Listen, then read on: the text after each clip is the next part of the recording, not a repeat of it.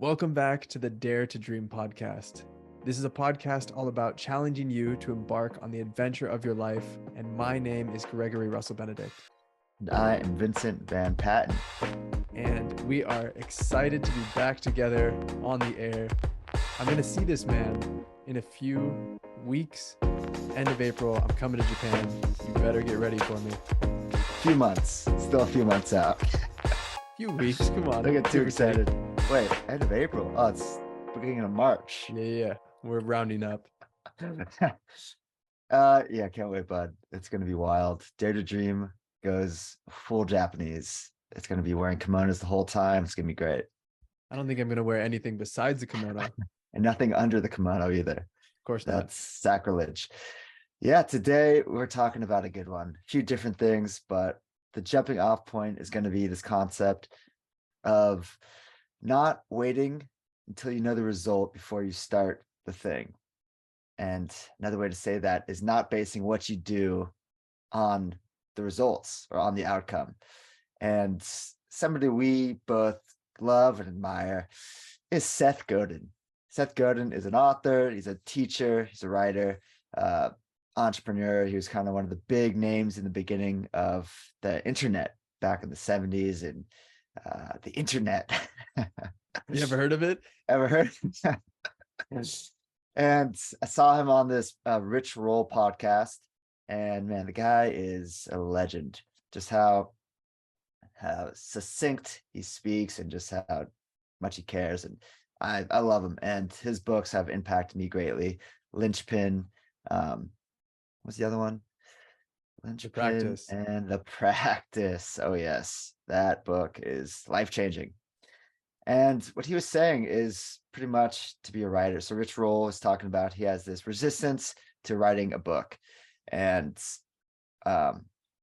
basically Seth Godin's like, well, the first rule in this is you can't become attached to the outcome.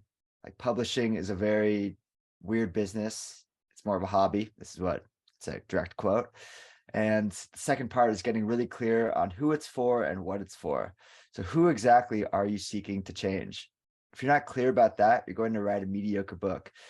But if you can visualize the emotional state, the fears, the dreams, the desires of the person you're seeking to serve in the book, it's much more practical for you to say, this works and this doesn't. So obviously that applies to being a writer. That's why it hit me deeply. But the first part is a broader message that applies to everything. You can't be attached to the outcome. And so much of our lives is dedicated or predicated on, I hope, like, I don't want to start this unless it works. And I want to have some sort of, guarantee that this thing is going to work out in the end, or else it's scary to begin. It's scary to start something not knowing if it is going to pan out. But think about the greatest things that have ever been created, invented, the artwork throughout history. The people who have created change did so not knowing if it was going to work, probably thinking it wouldn't work, and doing it despite that, maybe in spite of that. And that's what creates the really beautiful aspects of life. Yeah, and if you knew it was going to work out at the beginning, it'd be so easy to make all of the best decisions, right? Like for me, what's coming up personally is I'm about to invest a good amount of money in hiring a coach for myself. And if I knew that it was going to work out perfectly, I would invest whatever it took. But it's the uncertainty of not knowing the return on investment. Is this the right person? Is this the right time? It's all of that uncertainty that makes for an interesting story, and it makes for really good outcomes. And it's the possibility of it not working out, I think, that creates that beautiful tension that we get to dance with as we go through life. Definitely. That's like what makes relationships interesting. It's not like, I don't know if I'm going to marry this person, but in the beginning stages, it's like, you're excited.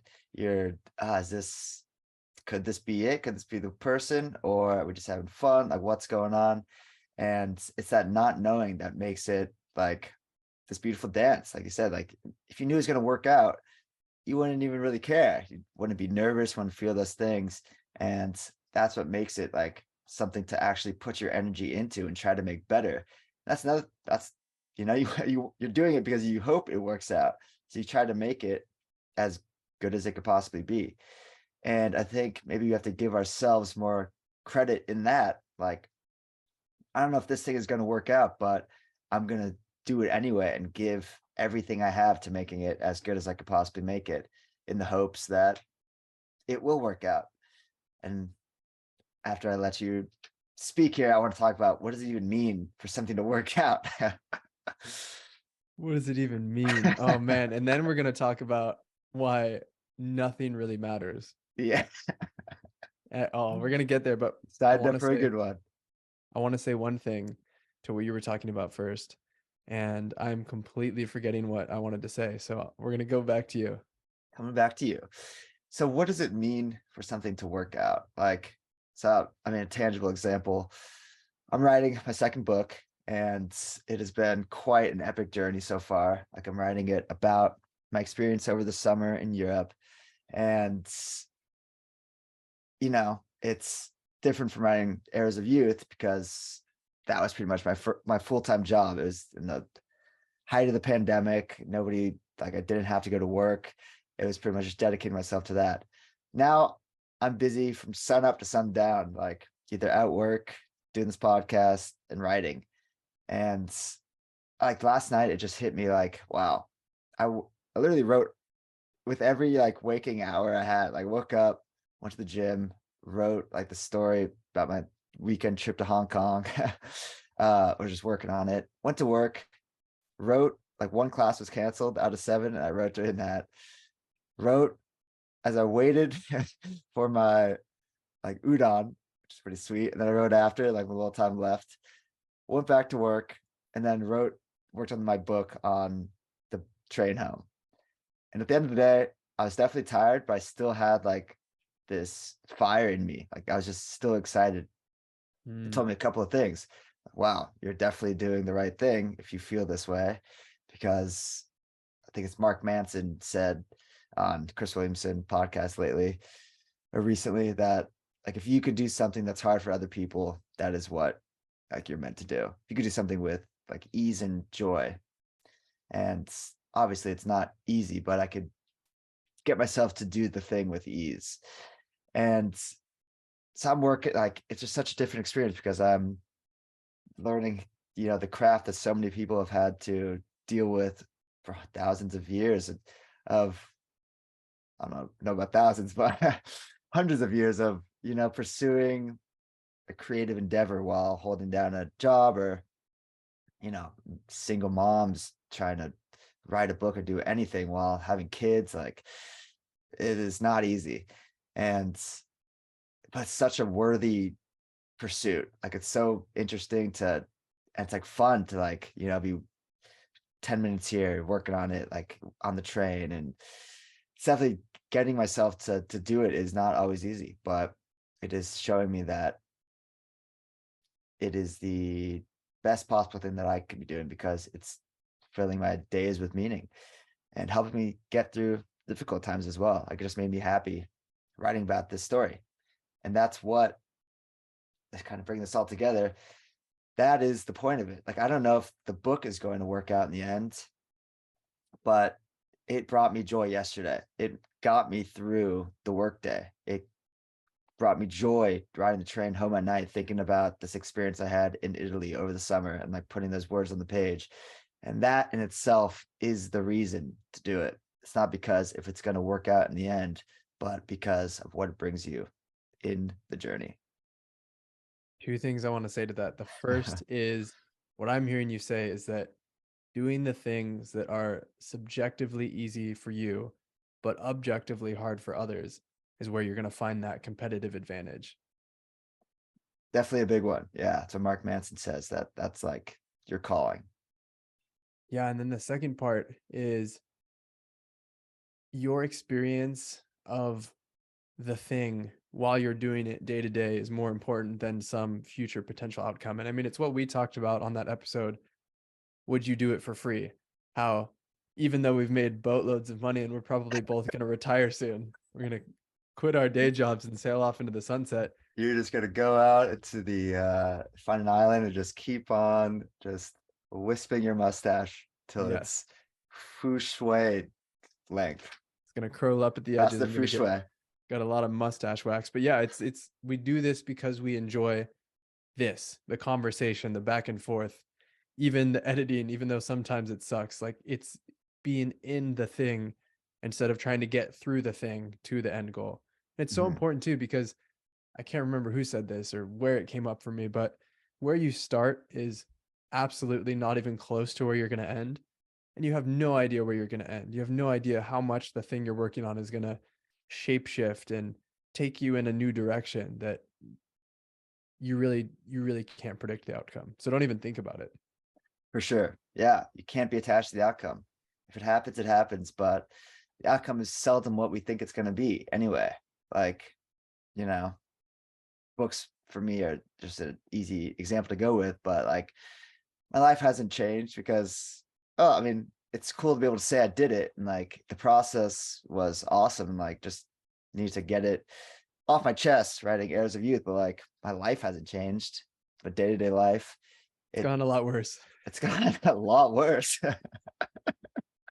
Honestly, I just get so much hate mail. Uh, All those trolls. uh, like it's the journey of doing the thing, and think about being in a relationship. It's the day to day wonder of not knowing if it's going to work, but pursuing it anyway. You know that makes it worth it. Yeah.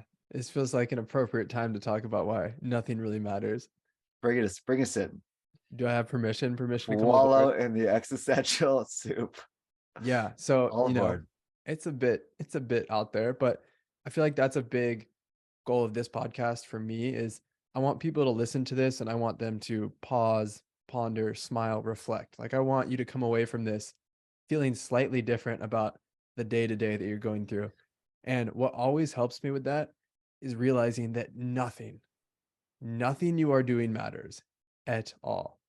You walk outside in the middle of the night and look up at the stars. We are so insignificant. And even if you're the most significant human being who's ever lived, you won't be remembered in 500 years from now. And that's really reassuring to me. I don't know why, but it's this nothing really matters when you zoom out and you ask yourself, like, why am I alive? What is my soul here to do? The only thing that matters, in my opinion, is listening to that. It's heeding that call. It's positively contributing to the people you interact with on a day to day basis because no one cares at the end how much money you made. I mean, the cliche, you can't take it with you. It really won't matter. And if I were to get to the end of my life and have looked back and not enjoyed it, I would just feel like the world's biggest loser. It's like, damn, I had this opportunity to Lost dance and all this play, weight. and I lost all this weight along the way, and no one even cares. I'm gonna die and be a skeleton, and people can't even see how much weight I lost. Yeah, so it's really like that is such a helpful reminder for me is nothing really matters, no one really cares. So just do the thing that you want to do and don't care what other people think and Mhm. get out there and don't let anything take your joy or your happiness away.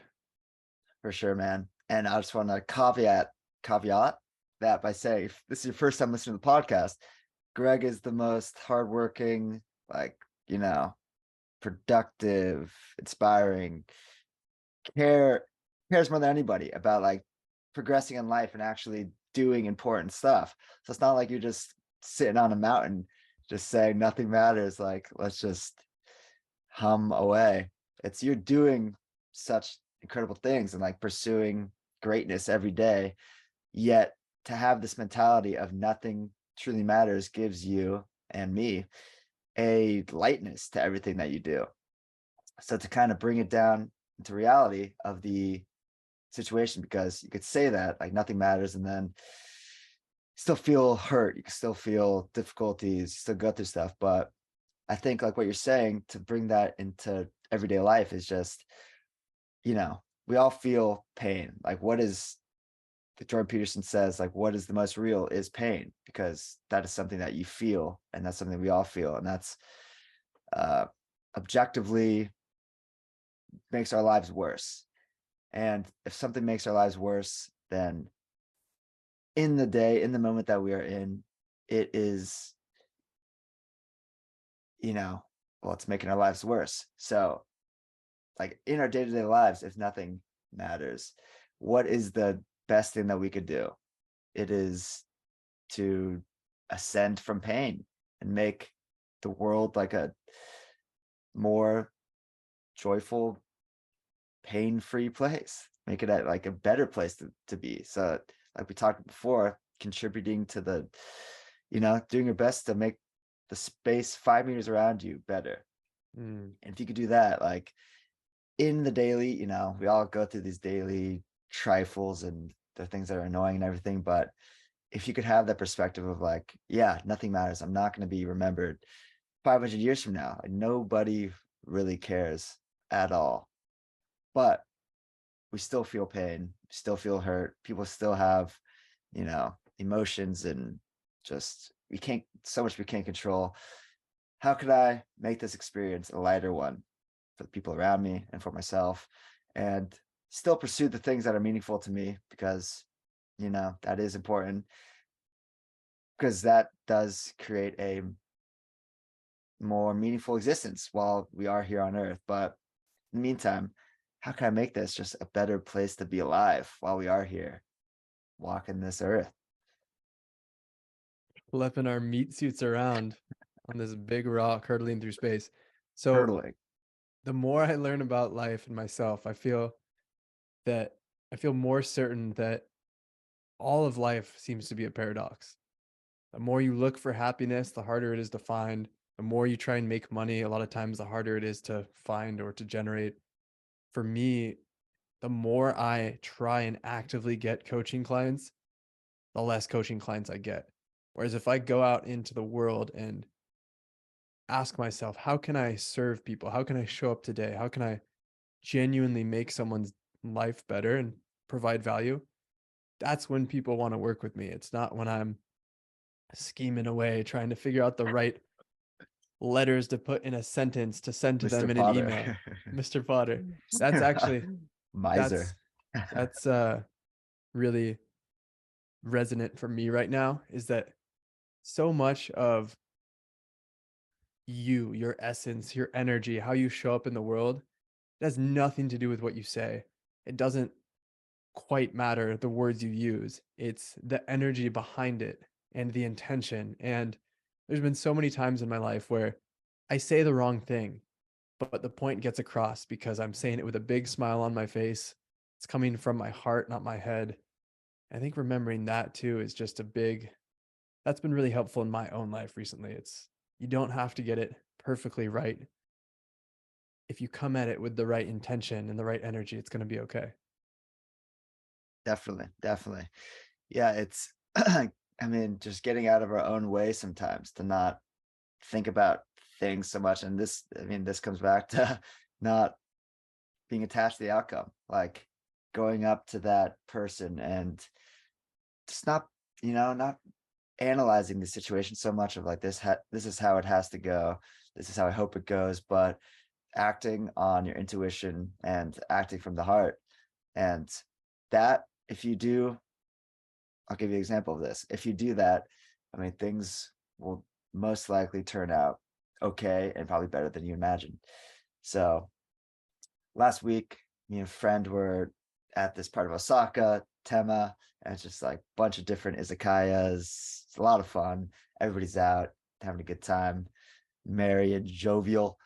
And there's this like really cool bar. It's like kind of feels like the Jetsons. It's very like futuristic and lots of like neon lights. And there's this the bar kind of meanders through the whole like restaurant, and everyone kind of looks into the middle at each other, and like the servers are like in the middle dishing out stuff and sitting there. And then across the room, two girls seem pretty drunk, but having a good time laughing and stuff. And one girl just like slithers out of her chair, just slumps to the floor. And I'm like, what? And the other girl's kind of just like looking around, doesn't really know what happened, probably doesn't want to make a scene, but like eventually like goes down and like starts to help. And I'm like looking over, like, what's going on? People are starting to look, guys are starting to laugh. And I laugh a little bit too. I'm like, ah, goes with the joke. I'm like, wait, what am I doing? Like just laughing just because those guys are laughing. Nobody's doing anything. Like, what? All right, I'm going over there. And I felt the nerves rising, felt the tension of like, maybe I, don't want to make it worse. If I go over there, it'll look like more of a scene. But no, somebody just needs help. Nobody's doing anything. I say I'm this person who wants to, act on intuition and make change and stuff. And if I don't do this, I'll just wonder why. Went over there, tried to help. The girl, like the friend, was very thankful. And the other girl, she just wasn't like, in danger, but she was kind of just taking a nap on the floor. So my friend came over, we were like helping her out, getting her water and stuff. And it kind of like broke the fourth wall in the place. Like once we went over, like we're laughing and stuff too. The energy kind of came back to the room. Nobody was like gawking anymore, the situation. And it was, it's a small act. It happens all the time that, you know, people helping people, but it definitely just represents something bigger to me of like acting on those moments when you put your words into action. Like I say, I want to be a strong, helpful, sincere person, but if I can't act in those little moments, which turn into bigger moments, then like, where's my foundation? You have to be able to accrue experiences like this one. And that is what tells you that this is the person who I am. So a great quote by uh, Alex Hermazi. Have you heard of this guy? Have Oh you heard of yeah. this guy? Oh yeah. Big Hermazi. Yeah, listen to this. He says, "You do not build self-confidence by shouting affirmations in the mirror. You build it by having a stack of undeniable proof that you are who you say you are." And this, you know, that could be with me writing every day. Like this definitely applies to that as well. Of say I'm a writer. Okay, am I writing? Well, yes, I have blogs to show it, almost 500. So yes, I'm a writer. It's when you actually put the stuff into action, you can't look at that and say, I wonder. It's no, this is who I am. So I acted on that feeling of wanting to help somebody and got out of my own head, acted with my heart. And now I look at that, I'm like, that is who I am. And at least I know I'm trying. And the friend got the other one out. Like there's like an office building that she worked at nearby where she could like just go sleep for the night. And then she came back, like came back to the restaurant just to help, just to thank my friend and I. So it's like, okay, help somebody out. And yeah, it worked out. Mm, you're out there doing it. Even that big heart. Mm, that's right, baby. Yeah, dude, I love that you shared that quote. I've said that quote so many times recently, and I don't even think we've talked about it. But the fact that you're being inspired by it at the same point, it's amazing. That building the stack of irrefutable proof that you are who you say you are. Mm, That to me feels like the most important thing. And I want to bring up something we were talking about earlier. I know we said we weren't going to talk about masculinity and what it means to be a man, but you said this sentence before we started recording that there's a difference between being creepy and being kind. And it goes back to doesn't matter the words you say, it's the energy and the intention behind it. I think especially as young men, and we can speak to this because we are those, yes. there's so much of a fear of coming off as being creepy, especially in today's culture and society, where you don't want to Mhm. say the wrong thing, you don't want to step on anyone's toes. Like worst case scenario would be labeled as being that creepy guy at the bar when you're just trying to help. But the fact that you took that step, you did what you knew was right, I think is so commendable. And again, there's a huge difference between being creepy and being kind. And I think we've somehow a lot of us have blurred those lines or not acted because we're scared that one is going to come off like the other. Mhm. Yeah, I mean, we might as well just traverse into these waters. Like, yeah, we're definitely living in an age where younger people, and I mean all people, um, it's a fear-based society right now. Like everything we do, we're scared of what the outcome is going to be. And of course, there, I guess there is, no, I mean, I don't know. I don't even know where I'm going with that. I was gonna say there's reason to be afraid. Like, what is the reason? I think the people who, There's like, reason to be afraid. Stay home. Don't talk to anyone. Don't no, dare to I'm gonna dream. retract that. The only reason we have to be afraid is the fake reality that's living in our heads.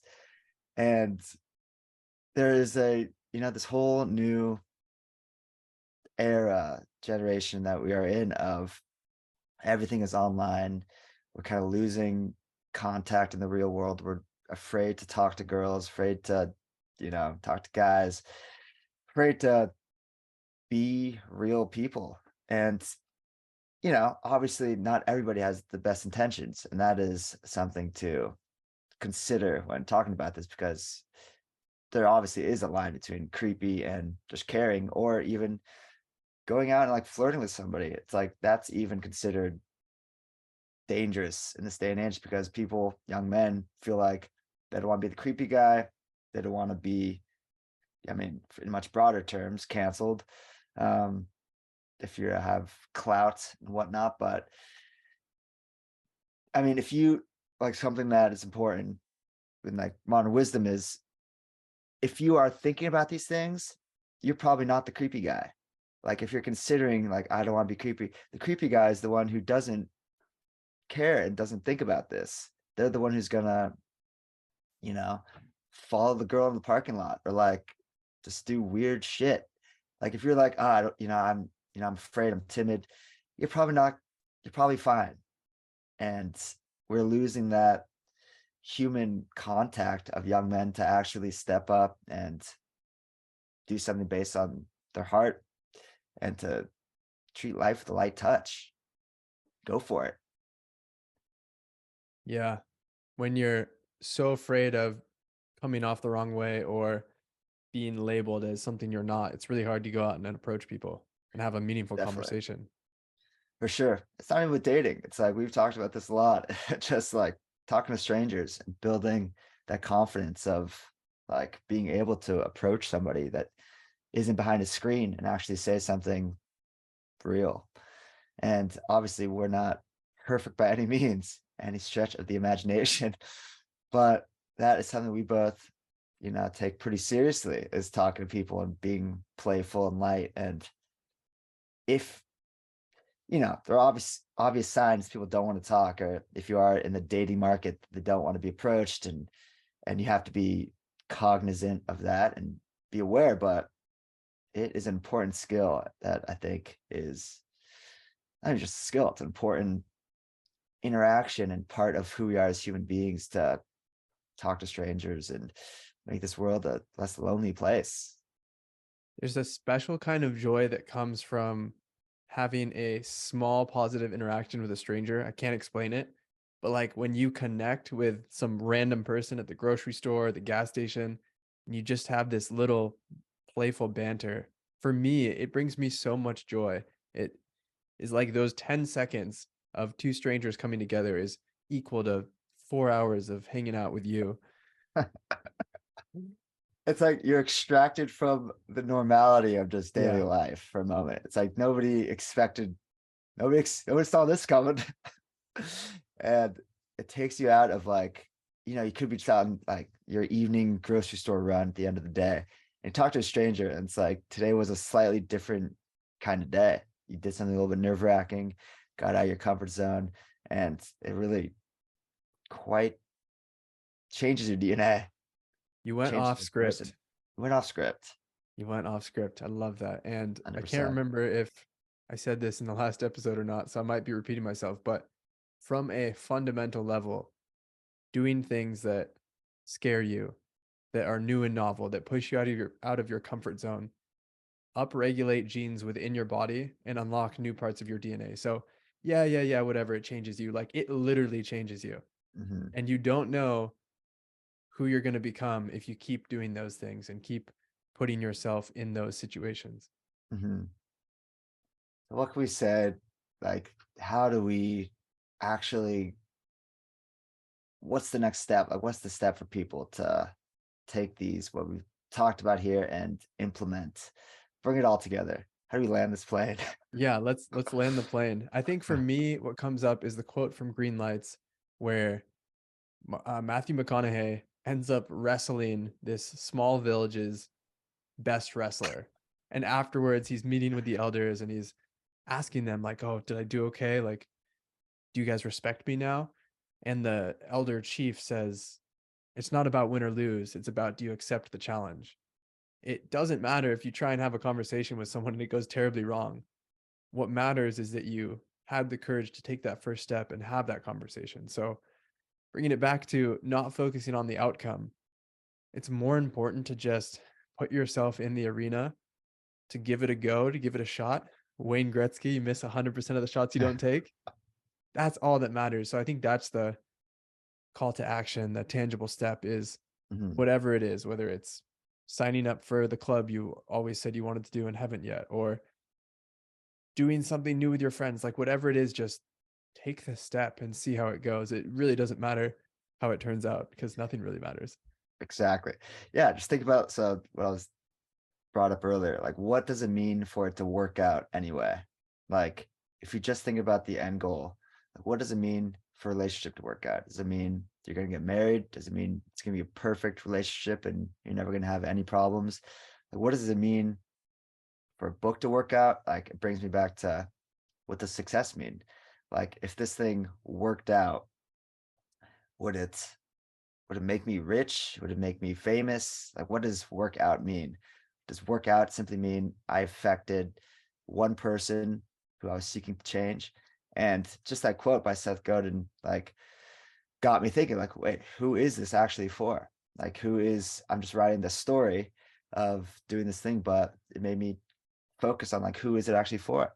And it's for people who, it's for people in their 20s who have probably are seeking what path to take in life.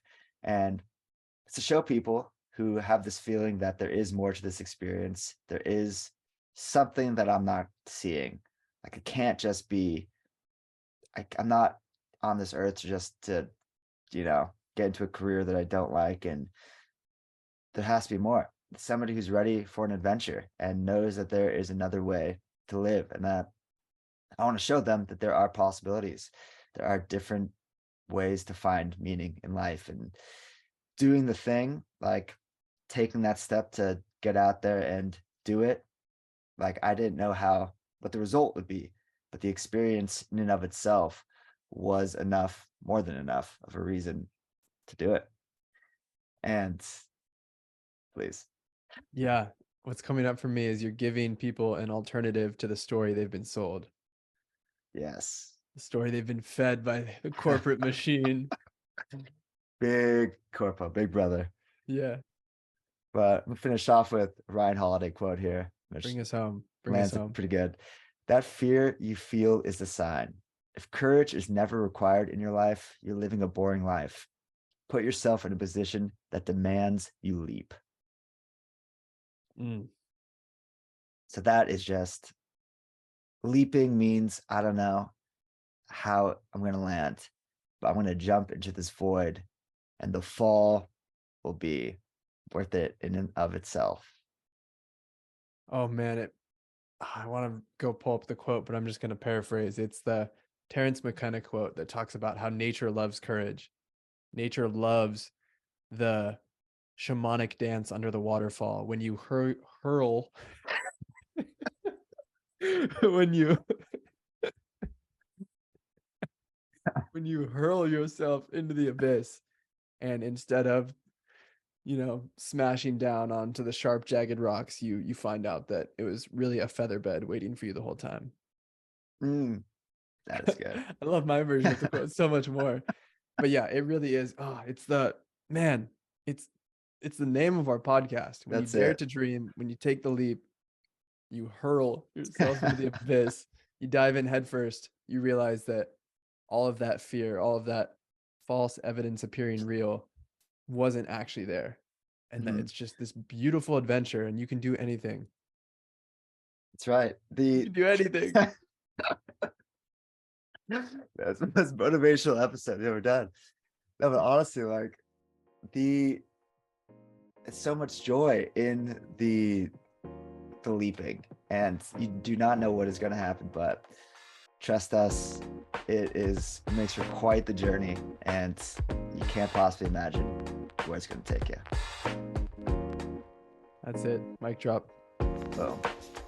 Um, Love y'all. Hopefully this fired you up as much as it fired us up to make. Thank you everyone for tuning in with us today. We're eternally grateful and we love you guys. Love ya.